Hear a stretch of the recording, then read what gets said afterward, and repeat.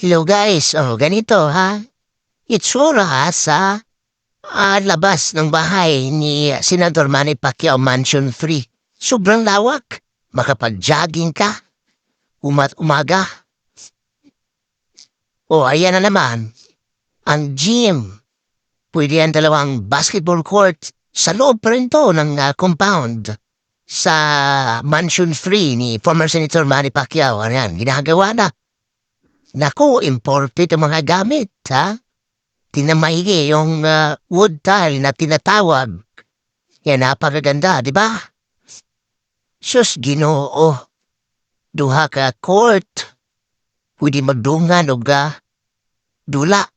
Tanawa, Made in USA. Ang wood tile. Sus, Ginoo dong. Perting dakua. Mga kapakman na tutok lang sa Pacman Radio YouTube vlog.